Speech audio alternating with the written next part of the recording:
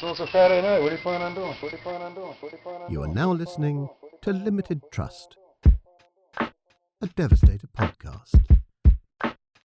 Let's get into it.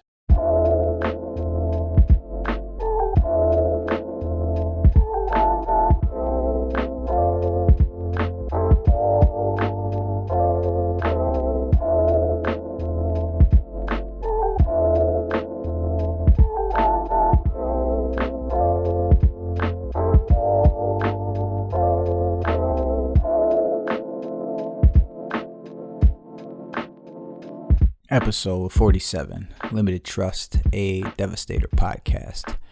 Just started this off, got about 5 minutes in, and then some loud ass fucking noise from upstairs just fucked this whole shit up. So we'll restart again. We'll fucking start again because apparently the boy fell or something. He's been fucking sneaking downstairs and staying up all fucking night. And then when we gotta do shit today and you stayed up till fucking 5 o'clock in the morning, sometimes you gotta get up, motherfucker. It's just the way it is. Stupid. You can't be doing that shit. The fuck, man. He's fucking 11 years old. He's just fucking acting like he runs this shit. Anyway, it's been a busy week, man. Busy week. I'm really happy with the re-release of the 237 Alcohol Inc. I know that reformulation thing kind of scares people, so I guess I'll clear it up right now. And I won't clear it up. There's not any confusion, but I'll explain it. I basically made the same exact red as I made before. Same red. Everything's the same.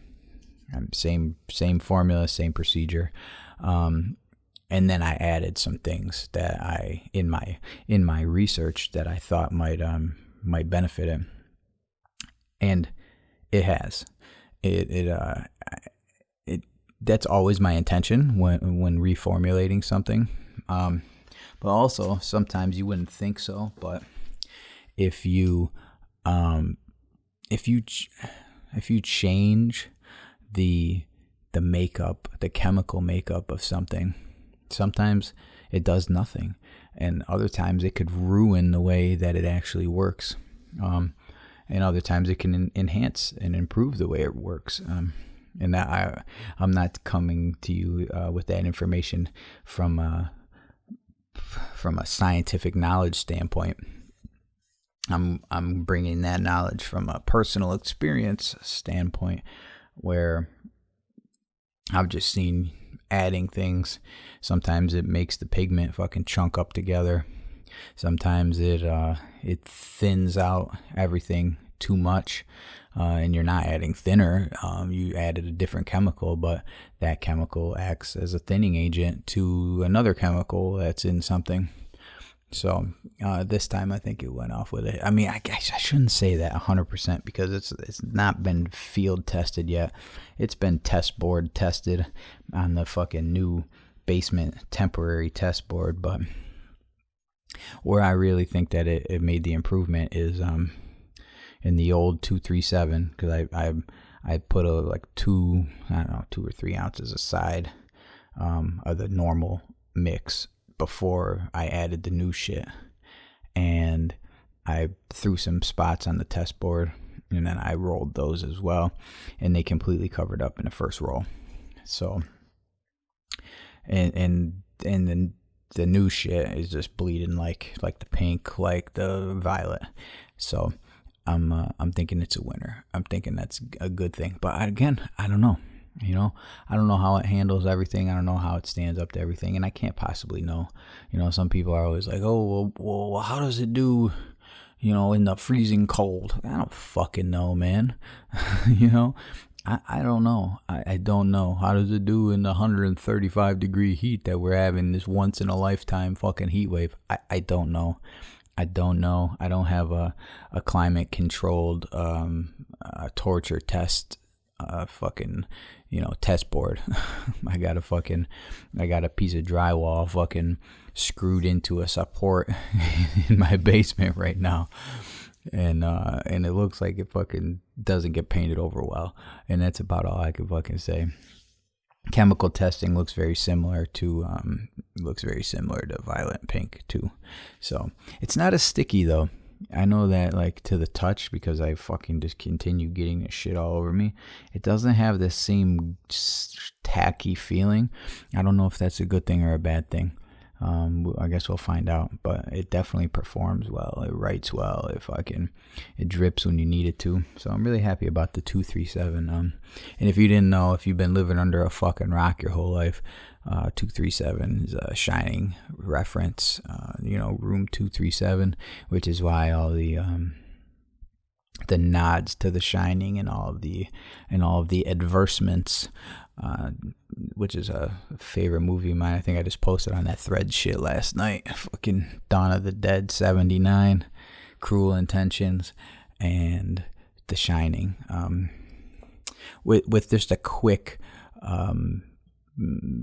thinking back into all the films I've watched over the years, I think those are my top 3.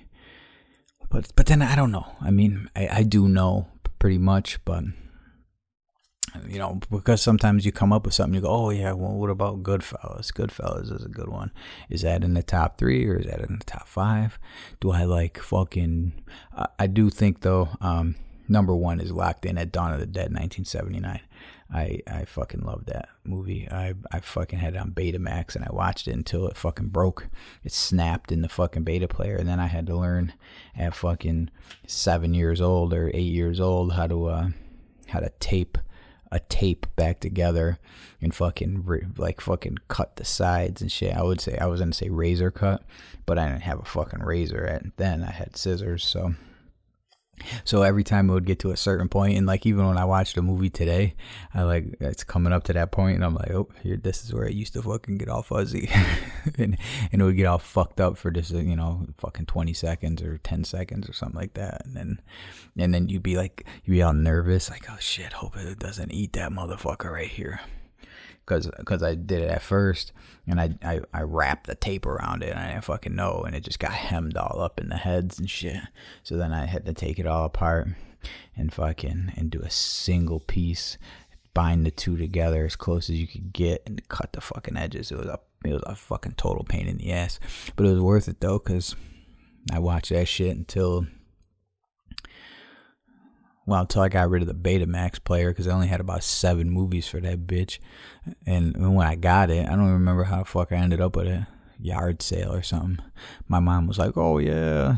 She's like, yeah, this used to be that shit or something. I can't remember what she said. And I was like, yeah, this is going to definitely be that shit.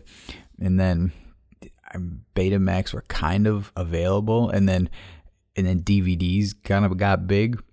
And which, as everybody knows, it put fucking VHS out of business, but it definitely put the aftermarket fucking beta out of fucking business. So I got totally fucked on that one.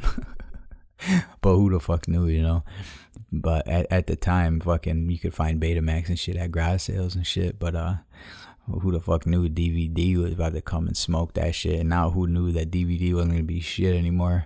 Again, it makes me think about all this shit from when I was like growing up, and I've been kind of I've been getting into that funk again, unfortunately, and it's not bad. It's just it's like a way of thinking. It fucking bums me out sometimes, man. I say and it usually happens when I'm working, and I'm working by myself, and I got a lot to do. And you kind of get into that workflow mode or whatever they call that shit, the flow state, where I'm just kind of like, my body is operating on autopilot, but my brain is just fucking somewhere else. And I think about all this shit from when I was a kid, from when I was young and a teenager, and in my fucking early 20s and all kinds of shit. And I come back to all these things and songs and people and fucking events and things I did and things I wish I did, and things that I look back at now and say, damn, if I would have done this, fucking, or not even if I would have, because you can't say that. We already talked about that in another episode. But I think about, like, I wish I would have, maybe. You know, when I was a fucking full blown into my alcoholism, as a young dude with zero responsibility, aside from paying my fucking $100 Verizon bill and my fucking $65 a month car insurance, I had so much time and money that I could have done fucking anything I wanted to. I could have done anything. I could have just wilded the fuck out and had a good time. But I mean, I did, but just here, you know. And by here, I mean just locally in the city, in Rochester. I spent most of my time on fucking South Clinton Avenue. And I wish, even with the same people, I wish I would have just said, fucking hop in, let's go here, hop in, let's go there.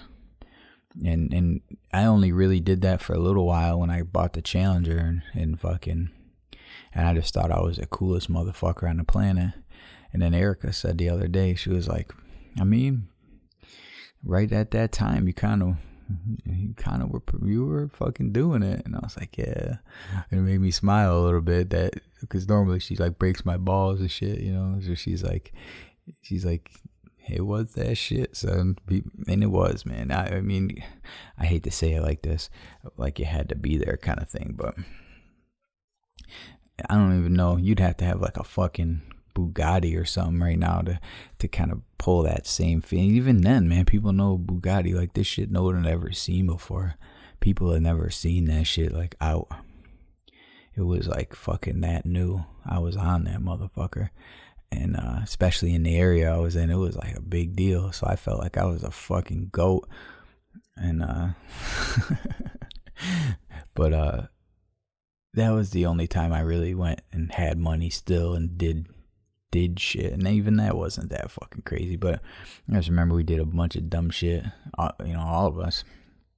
But I think even I go back and further back, and like before cars, before fucking, I couldn't even have no bike in my fucking neighborhood. I didn't even have no bike. I had a bike for like fucking 20 minutes. Wasn't even worth it though. Like sometimes you had a bike, it was straight, but other times just to get the fucking bike out of the garage and fuck around or take it from the house. You couldn't leave the shit nowhere. You had to bring the bike in the fucking store. You had to fucking bring the bike in your fucking boy's house. You had to bring it up on the porch or something and walk it right up to the door. And even then, you know, fucking you can do that shit at night. And sometimes people would just get japped off their shit just in the day. Didn't even matter. Like if you left it anywhere, if you had a cool enough joint, someone will fucking snuff you, spray paint that shit black, and fucking tell you the next day that shit, nope, this ain't your bike. There ain't nothing you could do about it. But all this stuff, man, I was like, and then so I'm listening to all these fucking 90s songs and shit, and it's bringing back all these memories and stuff. And sometimes it's a good feeling, and sometimes it's like not a good feeling, because I think about like I was so upset and I was so down on myself then. I would just look at myself in the mirror and just be like fucking like mad that I looked the way I did. And maybe I just had a different idea of what I looked like and what everyone was supposed to look like. And when I started trying to become an individual, I just really just fell into another stage. Like when I was just fucking, my mom was still picking out my clothes in the morning kind of shit, you know, and then, you know, they bought my clothes and I didn't really have a say in what the fuck it was. And that was just kind of the way it was. And I think that was the way it was for everybody for a long time. And then, and maybe you would like, you know, change your shirt or something, but you didn't pick that shit out. And that's just the way it was. But I remember in 6th grade, that's when everything changed. And it was like, all right, now I'm fucking getting my balls broke fucking every day about this shit. So that's when I kind of fell into the fucking rock and roll phase. And that kind of, I mean, I was always a rock and roll head, rock music and shit. And just because of my parents. And I kind of fell into that phase with the Jinkos and shit and fucking ball necklaces. They actually made, because of us at Nathaniel Rochester Middle School, W knows, they fucking made ball chain necklaces a fucking gang related activity, gang related whatever you call it, paraphernalia. Because of our gang. And it was a gang too. We was actually ganging shit. I mean, probably not. We were fucking in 6th grade, 7th grade, 8th grade. We thought we was fucking doing some gang shit. The Hit Squad. And then we blended into Hit Squad / Terror Squad with the fucking neighborhood gang. And then Terror Squad, they was fucking wilding out, doing home invasions and shit. They motherfuckers was crazy. So we kind of like, we blended together. I didn't have to get jumped in. All the other Terror Squad people were like, what the fuck, man? I got snuffed. I was like, bitch, I've been in his squad for fucking 4 years, since I was like 10. We started this shit. So we patched over. we assimilated. Where the fuck was I going with that shit? Oh, my rock and roll shit. And so I like, my hair was long, and by long, I've never had like long hair. A couple of times in my life I let it grow out a little bit, but I had so I was in that phase, and at my school there was like, I don't know, man, I want to say 10 or 12 kids like that. I mean, it might have been more, it might have been less. I could name the people, you know. I could probably sit and count the people that were in our like little group. And it was basically like the white kid group, to be fucking for real. I think Dubs was the only black dude in the shit, not because he wasn't, no one else was allowed, but though this was the 90s. This was like DMX era, the Locks, fucking, you know what I mean? Fucking, so fucking listening to Korn and shit in the middle of the hood wasn't the fucking move. So, you know, there wasn't a lot of people that were like us, and I think that's how I ended up getting accepted. But then, so I get out. I left that school, and then I kind of got into. I quit school. And then they told my mom she was gonna fucking go to jail if fucking she didn't figure something out for me. So then I went to a tutor, and then I got into the school that happened to be across the street from the library where I was meeting a tutor at. And then it was uniforms and shit, so I didn't really have to worry about like what I wore. So, and then I remember basically just wearing this fucking uniform shit as like my regular everyday clothes, because I just fucking didn't care about anything. And then we moved.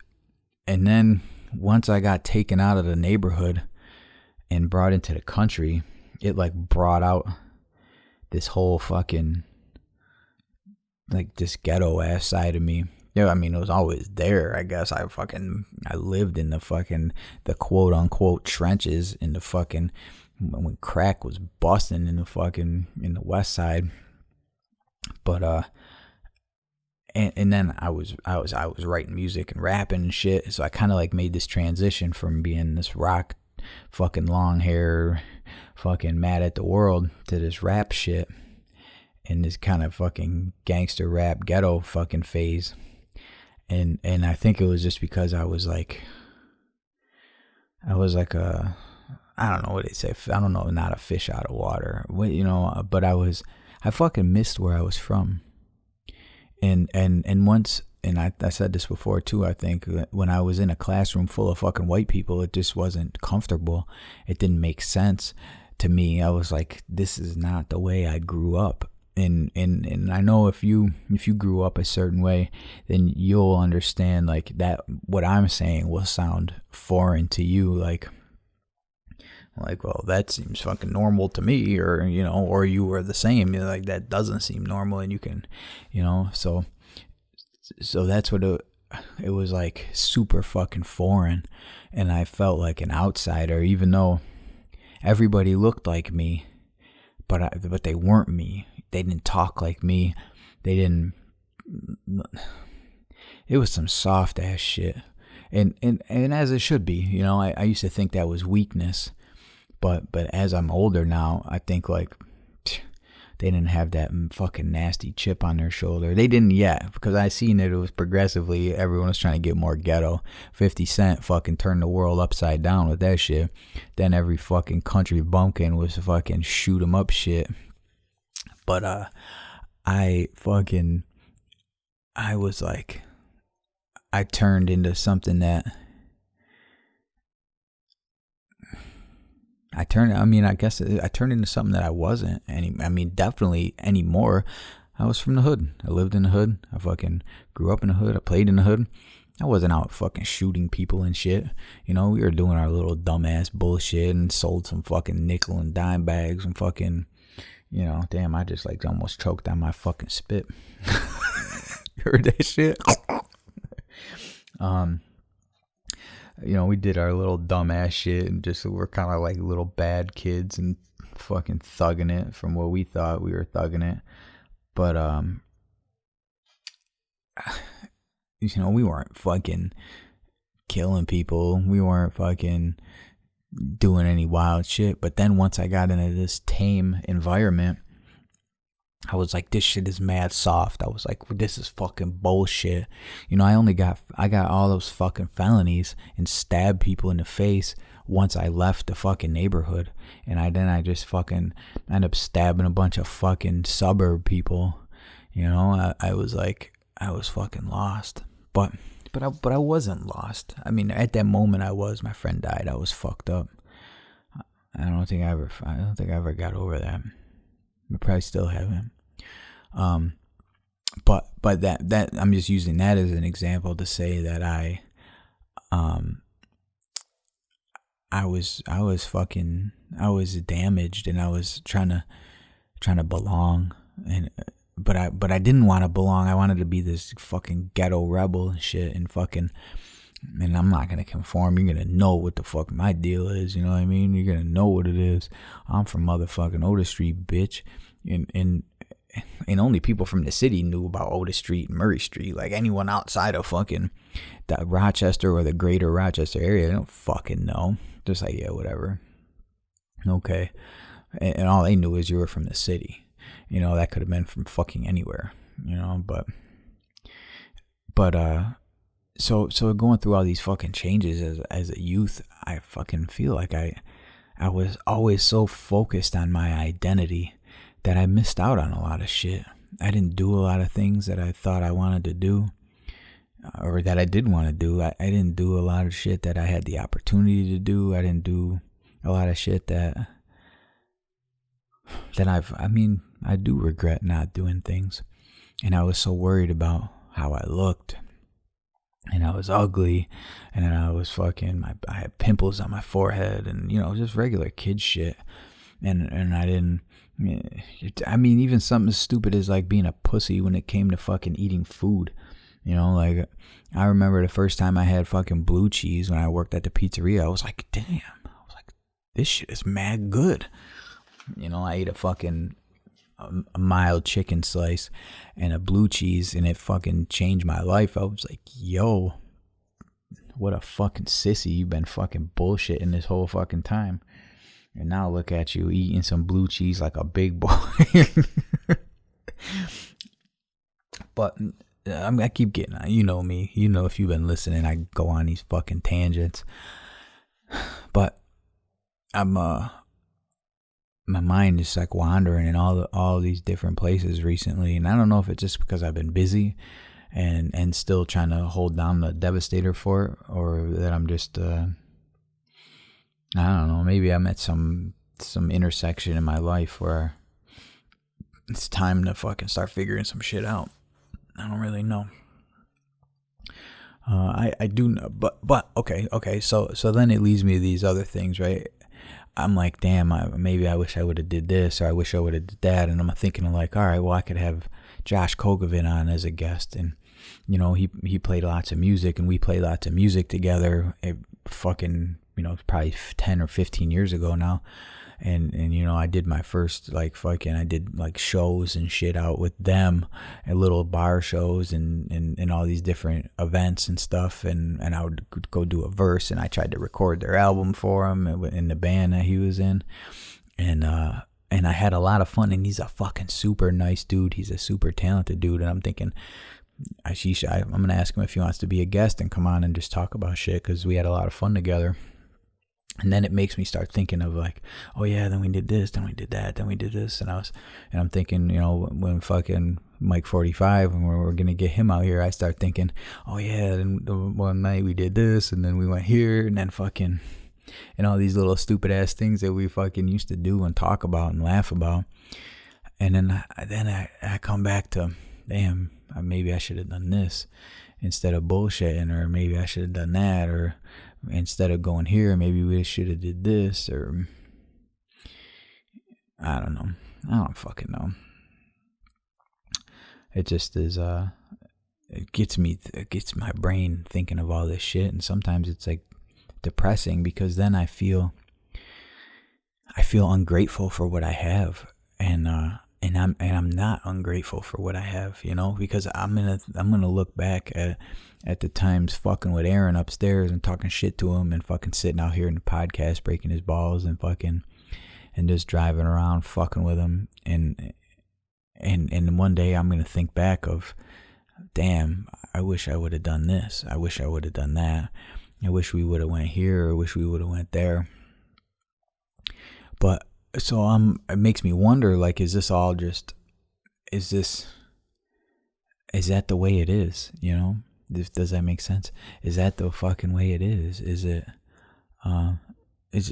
do we look back at everything in hindsight? Is everything fucking, oh, I wish I would have done that, I wish I could have done this, I wish I would have had the opportunity to do that, I wish I would have done this?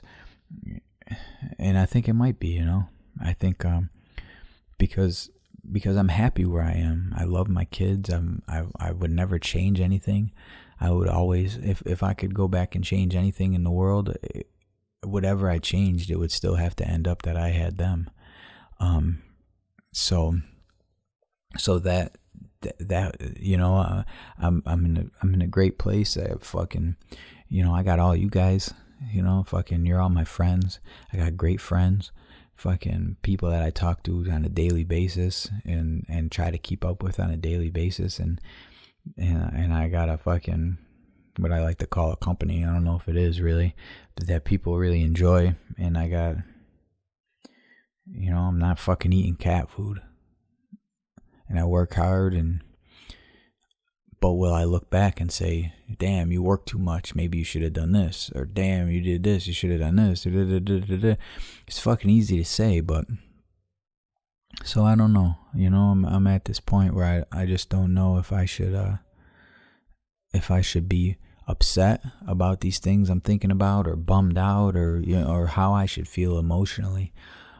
Maybe I should just feel, and whatever it is, that's how it makes me feel, and stop trying to analyze it. I maybe we'll all just miss parts of the past, and wish that we could go back and just exist there for a few minutes and look around and really embrace our younger selves and fucking and let them go, and not let them go and just say fucking forget about it, but stop living there, and make it a nice place to visit, really, not like fucking, oh, I gotta go to this fucking program every summer for bad kids, let's like fucking make it a nice place to visit, not a chore, or not something that you dwell on, like, oh, here we go, oh, I remember this song, made me think of all the fucking times I fucked up in my life, So instead of living in the past, maybe just embrace it and visit, go on vacation there every so often and enjoy it, because it did happen, and that's the way it happened, and you can't change that, And there's a lot of people around for a lot of my past, so I can't change it, because they'll be like, actually, dog, that ain't the way it happened. Which I always used to say, I don't know if I told you guys this or not, but I knew a couple people throughout my life that had to fucking lie and make up stories and shit, and they'd be bullshitting. And I never had to like lie and make up stories because I just had such an exciting life. Even though even if we were just doing nothing, like there was a story to be told. And that's why sometimes I feel like I'm running out of stories for you guys, but it's just, I'm not running out of stories. I just kind of segue into these things naturally, and a lot of them come out when I'm talking with other people. And then I'd be like, oh, remember that shit? Or you know, whatever the fucking, or you did that? Well, I remember this one time. And it kind of segues naturally into into the next part. But we're about 30 minutes in, so I'm going to call it a fucking wrap for today because we got to get the kids to the dentist and then come back, and then I got to get ready to work the fucking overnight, and then I got to fucking edit this and try to get this up. So I don't know if I'm going to do that right this minute, see what kind of time I got left. What time is it? 12:05. That means I would have less than an hour. I don't know. If this is up at fucking 1 o'clock, then I did that. If it's not, it'll probably be up at about, I don't know, 4 or 5 or something like that. But yeah, shout out everybody. Go get some of that 237, boy. Oh, I'm looking at the test board right now, and that shit did do its job. It definitely did its job. All right, love you guys. I'm out of here. Let's work this out, dog. What the fuck? Mike, let's get it.